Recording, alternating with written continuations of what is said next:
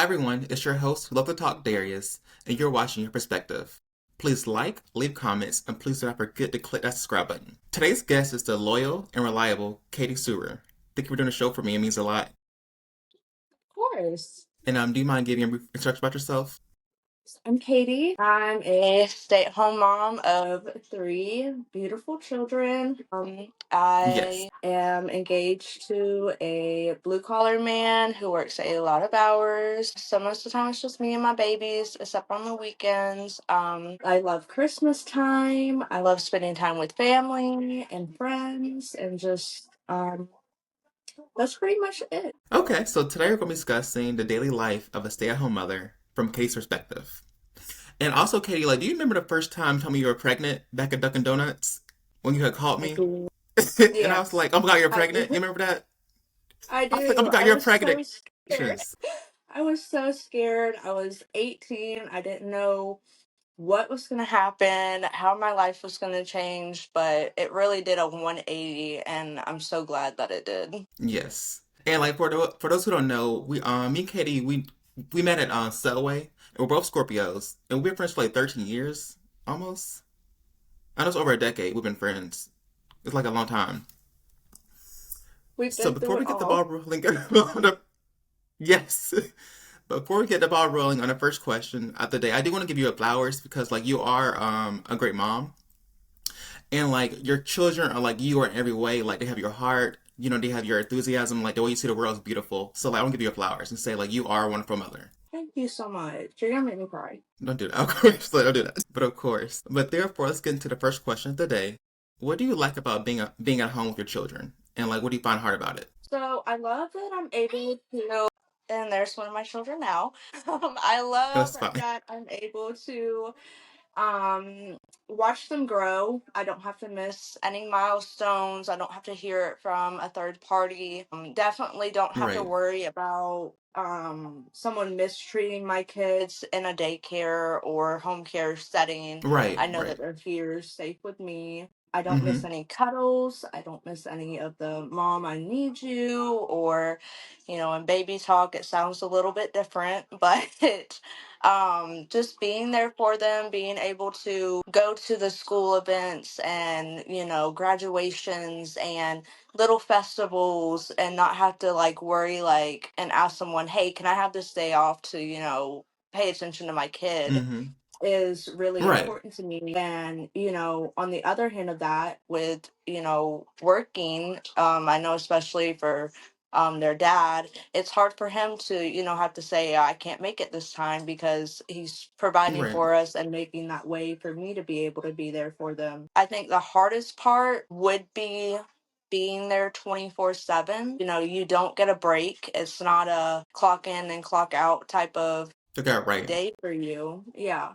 You're 24/7, when they wake up in the middle of the night, you're the one that's up, if they're sick, if you're sick, you're still, Mm-hmm. there with them. In mom If mode, you're yeah. tired, yeah, it doesn't matter how you feel. It's an everyday thing. You can't just call in and be like, not coming in today, because then Right. who's going to be there with your kids. And then on the weekends, when you want time to yourself, you also gotta, for me, I feel guilty asking their dad, hey, can you stay home with the kids while I go and do this by myself, because he's done worked a labor job all week. Right. And yes, I take care of our home and stuff, but it's not as demanding in a physical sense.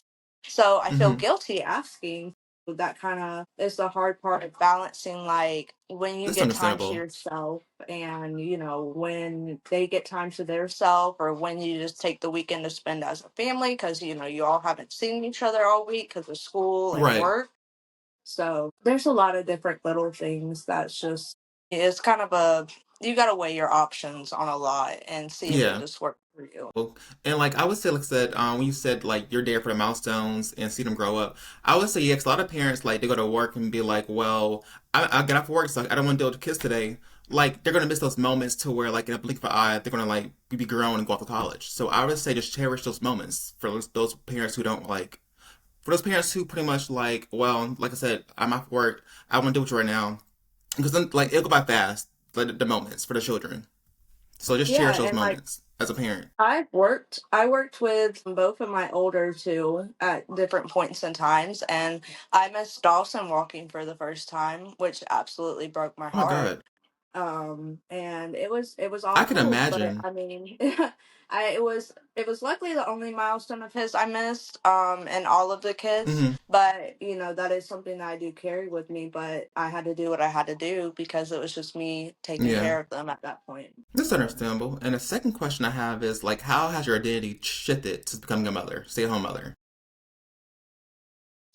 This is a hard question because it's when you take that role as a stay-at-home mom, your identity mostly becomes mom. Like, yes, you're already a mom Hmm. in in a sense, like obviously, but you really lose that other side of you. Like, and when someone says like your name, you kind of step back for a second. It's like, oh yeah, that's me they're talking Oh about yeah, because you like kind of yeah, lose that side of you. yeah, You don't have time for, you know, hobbies as much as you used to. I mean, yeah, you can do them with your kids, but it's not the same in a sense, like taking time and doing something yourself for you and then like also doing something with your family. It's more chaotic. You know, you have like however many kids you have. In my case, three. I have three kids. I have to make sure it doesn't eat the paint. You know, paint on someone right, else because painting is my thing. You know, they're not painting on each other, painting on the walls. Chloe's not eating the paint or, you know, right. anything like that. So it's Yeah. really more chaotic when you try to include your kids into your hobbies, unless it's like Hmm. a kid friendly one, which most can Yeah. be, but you kind of just sink so far into that role sometimes that you just don't recognize yourself. And that's when you have to like step back because parental burnout is a very real thing and Thank it yes. affects a lot of people, and a Yes. lot of people don't talk about it either. They just keep going through the motion and motion, and I've had those Up to like stages, day to you day, yeah. know. Yeah, and you know, it's hard on marriages and relationships as well because you somewhat create like a resentment towards your spouse that they get to walk out of the door every day and not have to hear their name 20,000 times a day, or you know, someone doesn't need them every second of the day, and then as soon as they walk in, you're like, "Okay, I'm walking out." And that Mm, can yeah. build up. So you definitely have to find that balance like I was talking about earlier with, you know, making sure you have time for yourself, your spouse has time for themselves, and most of all Hmm. that you put y'all's relationship on a higher priority too, because most people they put, Right. especially myself, I put my Back kids in the back first corner. in every sense. And it's hard to put your relationship first, but you have to remember, yes, my To like kids are balance it. only this, yeah, and my kids are only this small for so long and enjoy it, but also my kids, I'm raising them to fly the nest. I'm not raising them to stay with me the rest of their lives. Right. In the 18 years, you know, I'm going to have an empty household and it's just going to be me and him. And, you know, you don't want to look at Hmm. your spouse and be like, I don't know you. Like, who are you? Because Right. you've been so focused on your kids. It's Kids. really just trying to balance all of that. And it's hard to keep an identity. But as long as you can pinpoint where you're starting to burn out at, you can most of the time keep it under control. So yes, exactly. Because I would say too, like, I know it's easier said than done, but like, also like I said, don't lose yourself in the process. Like you and Brandon can still like take trips, like day trips, go out to Myrtle Beach or Charleston, like for even a day and come back. Because like I said, you need a time for yourself in your relationship. Right, exactly. And you know, that's where a lot of postpartum comes in, especially right after you have a Hmm. baby when you're like a stay-at-home mom, because most moms do stay with their kids for a period of time Hmm. before going back to work if that's what they choose to do. And that's where it really just sinks in as you get so stuck in that. And I feel like some Hmm. moms aren't able to get out of that position where they're Right. stuck in. And, you know, some don't have the access to therapy. That's how Hmm. I was able to get out of mine. Luckily, I had therapy after each one of my kids, to Think make yeah. sure that I didn't stay in a postpartum headspace, especially after my Hmm. daughter. It was really bad. I had postpartum rage. It was not okay how upset I was getting over little things, and I could tell. that something was not right. And so I went and talked about it. And, she gave me wonderful things to help. And, we worked through it. I Mm-hmm. worked through it for months. That's And amazing. I saw the other end. And, it helps. And I will That's all that always matters. advocate. Yeah. Yeah, I will always advocate for therapy. 100%. It helps to Right. talk. It does. And my final question today is like, what's a phrase or like piece of advice that you use to keep going for like your day to day during hard times? My top phrase would be only the age they are today, or no, it's they'll never be the age they are today again. So basically, I like that. meaning, you're a kid, like my daughter, she's 14 months right now. The day, like today, she will never be this age again. Tomorrow, she's going to be 14 months That's, and, so many days. mm-hmm. And if you don't spend that time with them now, when, they're 10 or 11, and you're like, give me a hug, like, come cuddle me. And they're like, no, get off of me. You're going Right. to wish that you had hugged and cuddled them a little bit more Right. when they were little, when they love you. Exactly. Like, I never say no Mm-hmm. to my kids sleeping in my bed. Their dad So I hates don't blame it, you. Yeah. but Like I don't blame you. their dad hates it, but I never say no. I come here because one day they're not gonna want to, and I'm gonna be the one going to their room, being like, "Can Right. I sleep in your bed with you? Can we Like come cuddle like yeah, we come to used bed. to?" So it's like I don't take it for advantage either, because just like my oldest, he's 7 years old, and like you just said, like. I remember the day I called you telling you that I was pregnant. I Mm-hmm. remember the day I found out, and it's like, think Mm-hmm. that, he used to just be a name in my notes, and now he's a 7-year-old Right. child in a blink of an eye. Running It's around. like, Yeah. yeah, like making his own conscious decisions. Like, Mm-hmm. he wants to hang out with his friends, and, he's telling me all this and that he did at school. And I'm like, where's my little baby boy? Like, especially when I look at my Right. daughter. I'm like, where's that little baby boy that just wanted to be with mommy? Like, but you just have to, like you said, you have to really Cherish those moments. cherish the moments that you have with them and put them first. Put your phone down. Your phone will be there in 20 years when your kids aren't Mm-hmm. in your house, Right. if they come up to you. And that's a big problem, is like phones. I have a whole rule about, when the kids get home, they get an hour and a half of my attention without my phone uninterrupted.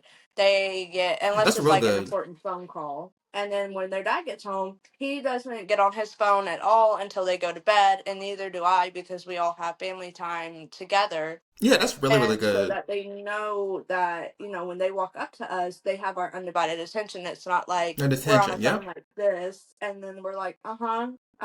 Like, Would you say? they Yeah, know like that you don't yeah. care. So we try to make sure that they know that, we love them, and, no matter what is going on within our family or anything, we make sure that they are happy, healthy, have everything that they need, and just know that, No, that's right. we're there for them. And communication and trust is a big thing I have with my kids. They know they can tell me I anything. love that. Yes. They do get consequences, and that's just the way of life. And I've taught them that, your actions have consequences, whether they're good Mm-hmm. consequences or bad consequences. That's up Surber. to Yeah. you on what you choose to do. So yeah, it's just praying that they'll be good human beings when they grow older. That's my main motivation, is They just, will. yeah.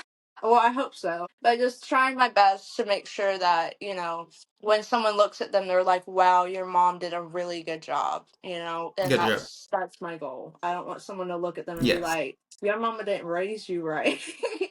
I would be heartbroken. But yeah, so those are my motivations. They're only little for so long, and, I hmm just want them to grow up and be better than I was. Right. That's all we can do. And before today's episode ends, do you have any final thoughts? My only thoughts would just be, spend more time with your kids. If you're a stay-at-home mom or you're a working mom, you're still doing the best that you can. It's everyone's choice. It's easier for some people to go back to work. Or maybe you have a really good Right. career that you are thriving in and that you worked really hard to get to.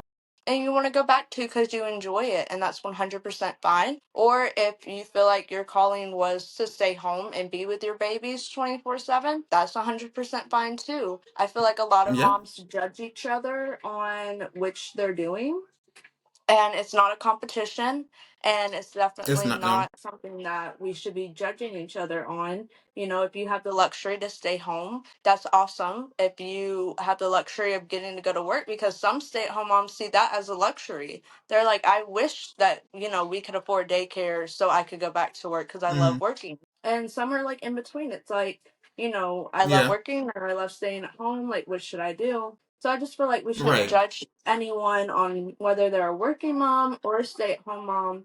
We're all equally important. We're all Hmm. mothers, and we're all doing our best for our babies and our families, and that's all that really matters. We should support each Hmm. other, not tear each other down about what decision we made. So I agree that. I agree to that. Yeah, Well, thank you so much for doing this for me. It means a lot. of course. Anytime. Of course. Same for you.